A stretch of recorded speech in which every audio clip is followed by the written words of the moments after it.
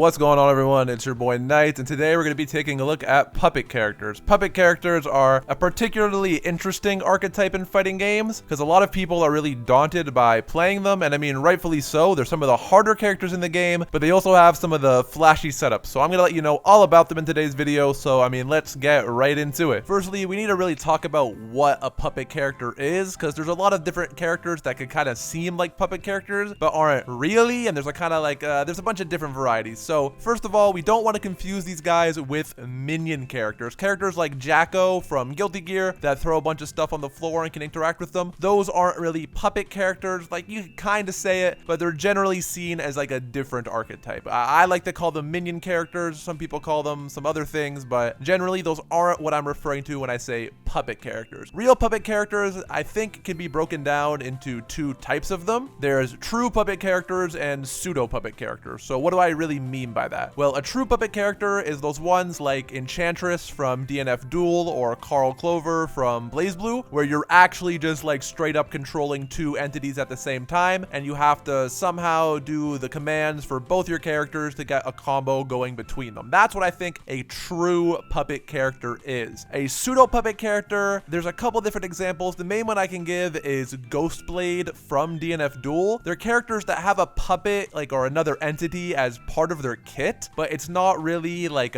fully controlling it differently, and you're normally only controlling the puppet with like special moves or command normals. You're not really controlling it entirely separately with like a controller like you would with some other characters. So stuff like, yeah, Ghostblade from DNF, or like even like Celica from BlazBlue, characters that have a different entity as part of their moveset, but it's not really like controlled separately. It's kind of just comes out in special moves and things of the like, or even just normals. We're talking about characters mainly like Zato from Guilty Gear, Carl from BlazBlue, that are really just like two entirely separate entities that you have to kind of bounce between to get the party started. So puppet characters are considered generally advanced characters to play, and it would be kind of true. If you are a newer player, please try to avoid puppet characters unless you really think they look cool and you want to put in the time to it, because these characters are a time investment, and they're also kind of like a tech investment. You really need to know a lot of situations. You have to play a lot of matchups, and it takes a lot of your hands just kind of have to get used to how it works. You have to negative edge a lot of moves. They have really high execution, and you kind of just need, not only do you have to play the two characters, you have to position and do everything with them as well, because a lot of the times your puppet can get hit and it will like either deactivate the puppet or just damage the person outright. I know there's a JoJo heritage for the future. If you hit the stand or like the puppet in that case, it also damages the player. So you really have to be careful. They are very high barrier to entry, but depending on the character, they can also be very rewarding. So like, for example, like I wouldn't recommend picking up Enchantress in DNF unless you really like Enchantress. And that's because she is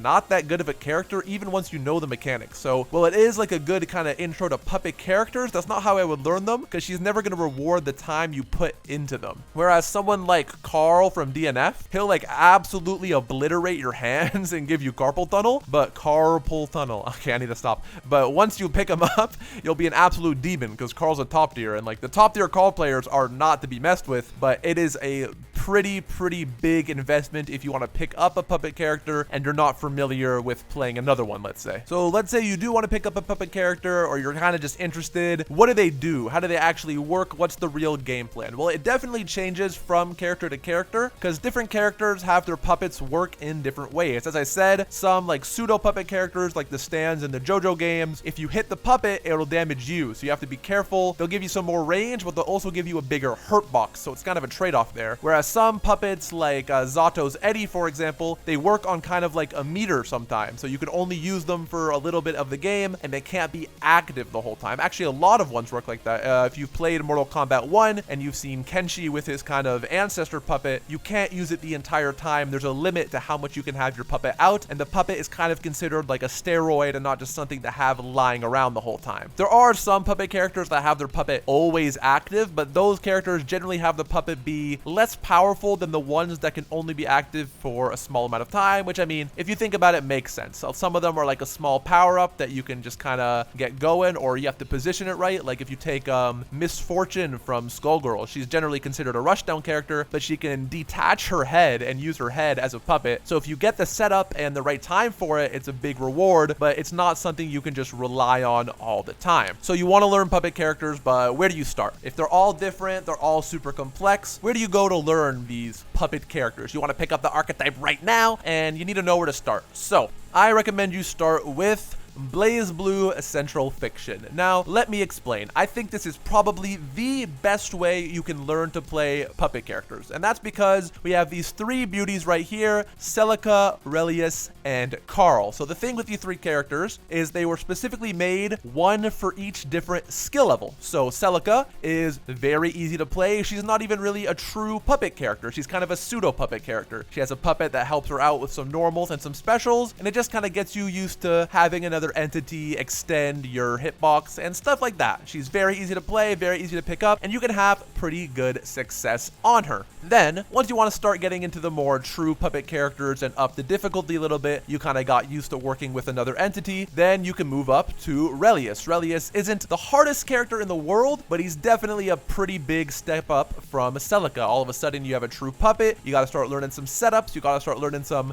combos back to back with your puppet, and stuff like that. And it's not easy, it'll take you a while, but if you stick with it and you want to get really, really good at the puppet archetype, you can then move up from Relius to Carl. And Carl is one of the hardest characters in fighting games, period. This guy is insane mechanics. I can't even come close to playing this guy. Like, it's wild. But if you go and you look up all the good Carl players, bro, it is nasty what this character can do, and it'll really, really push you to the limits if you want to pick up this archetype. So if you want to learn puppet characters, I think BlazBlue is the best to go. Celica, Relius, and Carl, one for each difficulty, however hard you want the experience to be, and you can just go from there. If you want to just play Celica and maybe you like pseudo puppet characters, then just stay there, bro. Just keep it simple, keep it easy. Now you know how to work with another entity. If you ever play like a JoJo game or a game that just has like a lot of pseudo puppet characters, then you're good. If you want to move up to Relius, just so you know the basics of the archetype, you can go from maybe Relius to like Enchantress and DNF, something like that. Then you're good. And then if you really want to stick it out and move up to Carl, you can. I think this is by far the best way to learn puppet characters. There are other ones like Enchantress and DNF isn't terrible if you want to grind it, but I think this like incremental process is probably for the best. So if you want to learn puppet characters, give it a shot. Let me know how it goes. I think this is the best thing you can do to pick it up. Now, if you want some examples of puppet characters, you probably already know most of them already, because they're really not that many like true puppet characters. So the main ones you got are Zato in Guilty Gear. You have the three I talked about already, being Celica, Relius, and Carl. Although again, Celica isn't really like a puppet character. She's kind of just like an intro to the archetype. Then you have, again, Enchantress in DNF,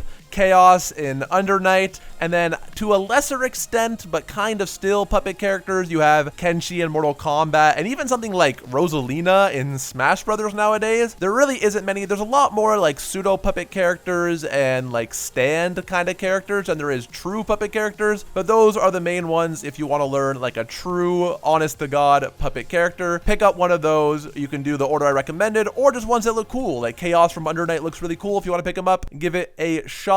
Good luck on your adventures, but I think those are all like the posters of the archetype. So what can we kind of take away from this overall? So puppet characters are hard to play, high execution. Some of the puppets are always active, some are only active on a certain meter, and normally it'll take a lot of labbing and practice to get good at bouncing between your character and your puppet. There is a wide variety of ways to go about learning it, but I think starting from the easier ones and going to the harder ones makes the most sense. But I mean, yeah, that's pretty much it. It's been your boy Knight. If you have any other archetypes you would like me to explain or talk about, please leave a comment. I think next time on Thursday we'll be looking at the Grappler archetype. So yeah, that's it for me. Make sure to puppet string that subscribe button, and I'll see y'all in the next one. Have a good night.